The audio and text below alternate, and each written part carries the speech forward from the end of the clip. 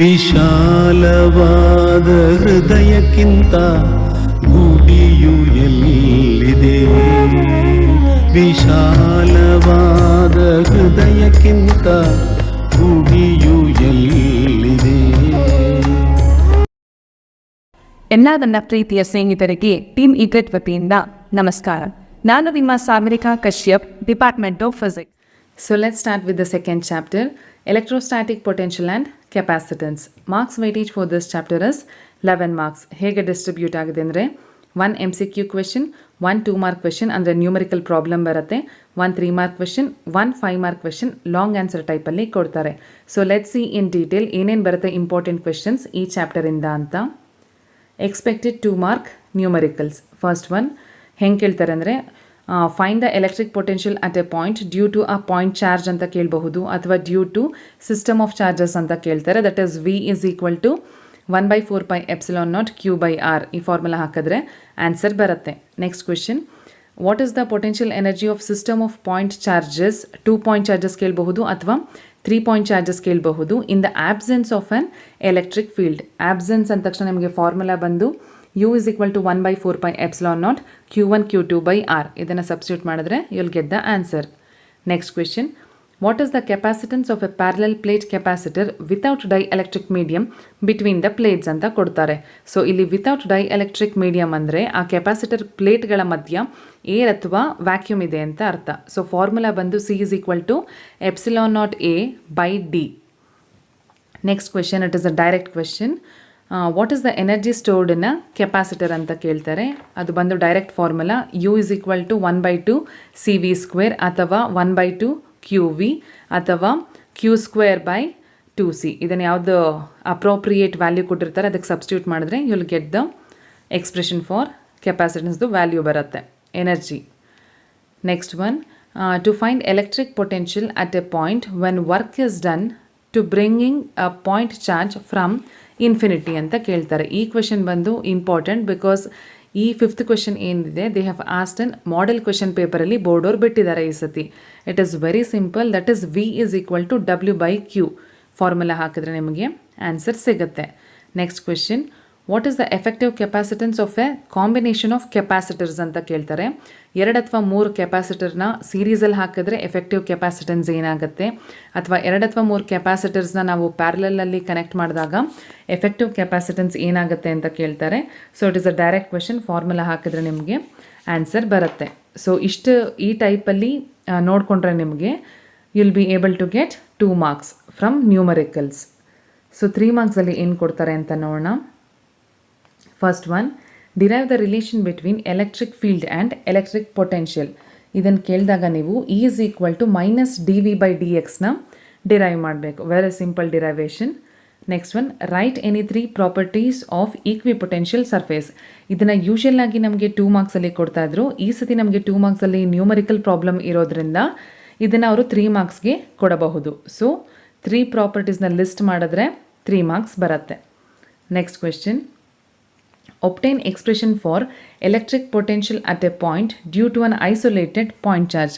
ಇಲ್ಲಿ underline electric potential, because ನಿಮಗೆ electric potential ಅಂತ ಕೇಳಿದ್ರು ಒಂದೇ, ಅಥವಾ ವರ್ಕ್ ಡನ್ ಅಂತ ಕೇಳಿದ್ರು ಒಂದೇ ಡಿರೈವೇಷನ್. ದಟ್ ಈಸ್ V ಅಥವಾ W is equal to 1/4πε0 Q/R. ಇದನ್ನು ಡಿರೈವ್ ಮಾಡಬೇಕು. ಏನಕ್ಕೆ ಅಂದರೆ total work done in moving a unit positive charge from infinity to a point, ಎರಡಕ್ಕೂ ಕೂಡ ಒಂದೇನೆ. ಸೊ ಮಾರ್ಕೆಟ್ ಆಸ್ ಇಂಪಾರ್ಟೆಂಟ್, ಬಿಟ್ಬಿಡ್ಬೇಡಿ ಅದನ್ನು. ಎಲೆಕ್ಟ್ರಿಕ್ ಪೊಟೆನ್ಷಿಯಲ್ ಅಂತ ಕೇಳಿದ್ರು ಅದೇ ಡಿರೈವೇಷನ್ನು, ಆ್ಯಂಡ್ ವರ್ಕ್ ಡನ್ ಅಂತ ಕೇಳಿದ್ರು ಕೂಡ ಅದೇ ಡಿರೈವೇಷನ್ ನೀವು ಬರೀಬೇಕಾಗತ್ತೆ.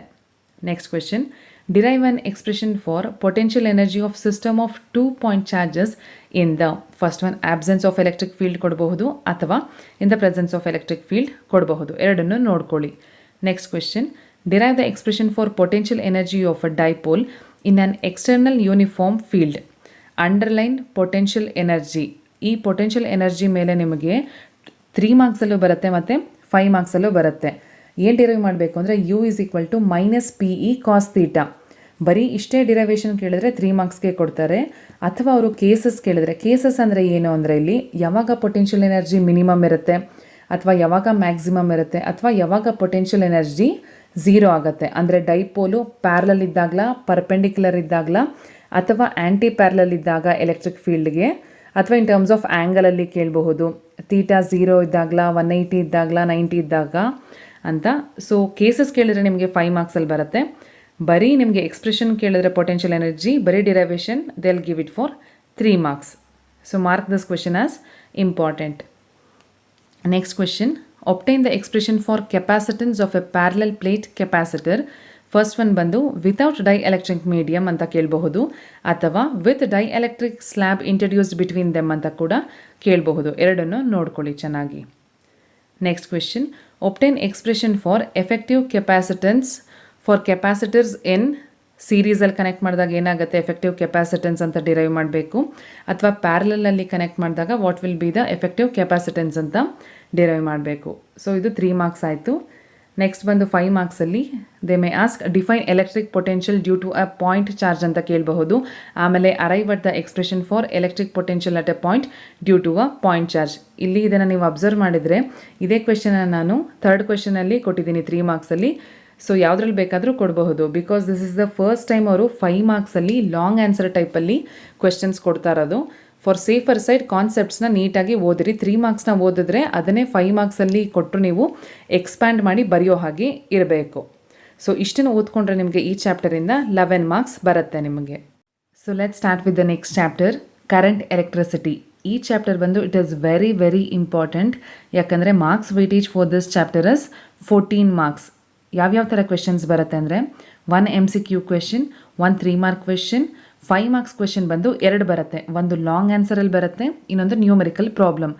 ಸೊ ಓವರ್ ಆಲ್ ಈ ಚಾಪ್ಟರ್ ಬಂದು it is very very important, ಯಾಕಂದರೆ ಇದು ಒಂದು ಚಾಪ್ಟರ್ ಓದಿದ್ರೇ ನಿಮಗೆ you can easily score 14 marks.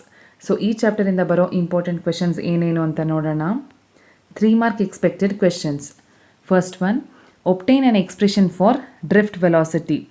Drift velocity ವಿಡಿಗೆ ನೀವು ಎಕ್ಸ್ಪ್ರೆಷನ್ನ ಡಿರೈವ್ ಮಾಡಬೇಕು. It is a direct question. Second question, write the expression for drift velocity in terms of current and explain the terms ಅಂತ ಕೇಳಬಹುದು.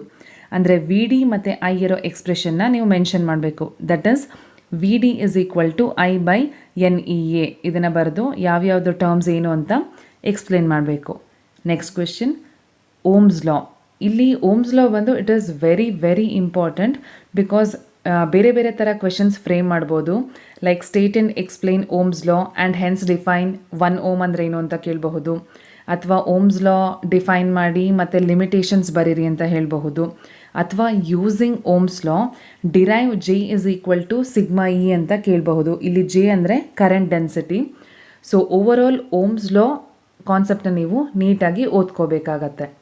Next question, mention the factors on which the resistance of a conductor depends. ಇದು ಕೂಡ one of the important question. ಇದನ್ನು ನೀವು 10th ಸ್ಟ್ಯಾಂಡರ್ಡಲ್ಲಿ ಕೂಡ ಓದಿರ್ತೀರ.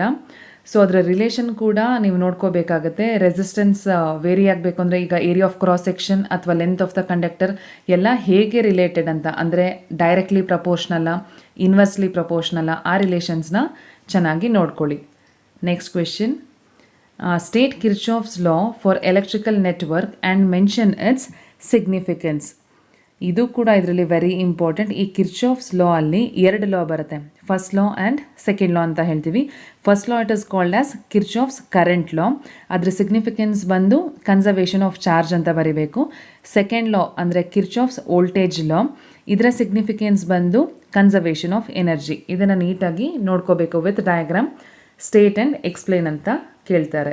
Significance ಕೂಡ ನೋಡ್ಕೋಬೇಕು. So 3 ಮಾರ್ಕ್ಸಲ್ಲಿ ಇಷ್ಟು ನೋಡಿಕೊಂಡ್ರೆ ಸಾಕು. ನೆಕ್ಸ್ಟ್ 5 ಮಾರ್ಕ್ಸ್ ಲಾಂಗ್ ಆನ್ಸರಲ್ಲಿ ಏನೇನು ಬರುತ್ತೆ ಅಂದರೆ, first one, define relaxation time.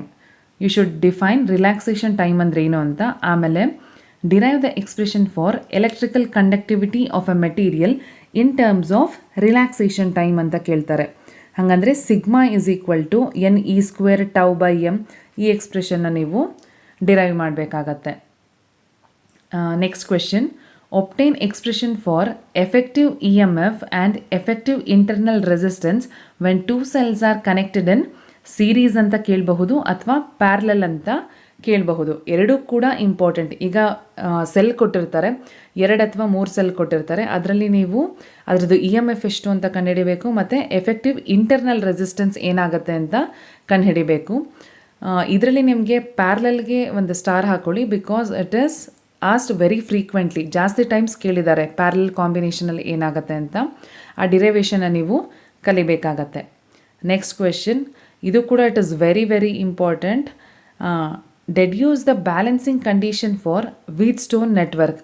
ಅಂದರೆ P/Q = R/S ಇದೆಯಲ್ಲ, ಈ ಕಂಡೀಷನ್ನ ನೀವು ಡಿರೈವ್ ಮಾಡಬೇಕು. It is also one of the important question in 5 marks. So ನ್ಯೂಮರಿಕಲಲ್ಲಿ ಯಾವ್ಯಾವ ಥರ ಕ್ವೆಶನ್ಸ್ ಕೇಳ್ತಾರೆ ಅಂತ ನೋಡೋಣ. ಫಸ್ಟ್ ಒನ್, ನೀವು ಡ್ರಿಫ್ಟ್ ವೆಲಾಸಿಟಿ ಆಫ್ ಎಲೆಕ್ಟ್ರಾನ್ಸ್ನ ಕಂಡುಹಿಡಿಬೇಕು ಮತ್ತು ಕರೆಂಟ್, ಅದೆರಡನ್ನೂ ಕೂಡ ಕಂಡುಹಿಡಿಬೇಕಾಗತ್ತೆ. ಅದ್ರ ಮೇಲೆ ಕ್ವೆಶನ್ಸ್ ಕೇಳ್ತಾರೆ. Next question, calculate the resistance of the wire. ರೆಸಿಸ್ಟೆನ್ಸ್ನ ಕಂಡುಹಿಡಿಬೇಕು R ಮತ್ತು current in the circuit when ಏನೇನು ಕೊಟ್ಟಿರ್ತಾರೆ ಅಂದರೆ EMF ಮತ್ತು ಇಂಟರ್ನಲ್ ರೆಸಿಸ್ಟೆನ್ಸ್ ಕೊಟ್ಟಿರ್ತಾರೆ. Next question, to find total resistance of the combination. Total resistance ಏನಾಗುತ್ತೆ RS, ಸೀರೀಸಲ್ಲಿ RS ಏನಾಗುತ್ತೆ R1 + R2.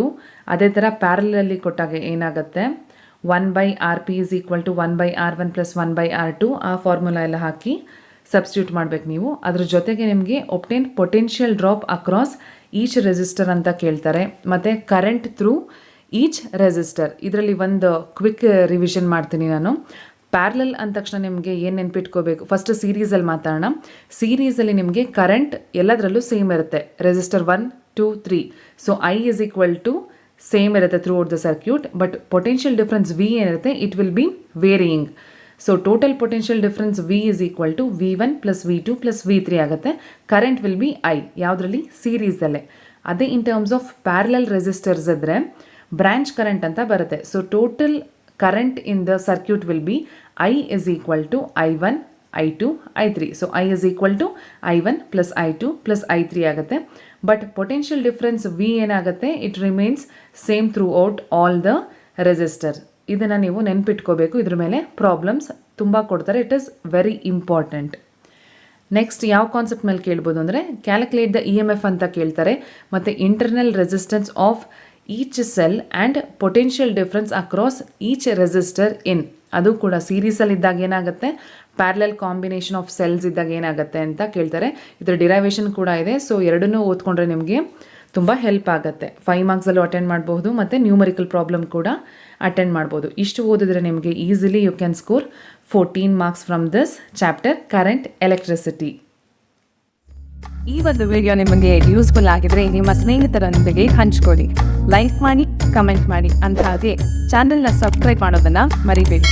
ಎಲ್ಲಿ ಇರಿ, ಹೇಗೆ ಇರಿ, ಎಲ್ಲರಿಗೂ ಒಳ್ಳೆಯದನ್ನೇ ಬಯಸಿ. ಸರ್ವಂ ದೇವಮಯ.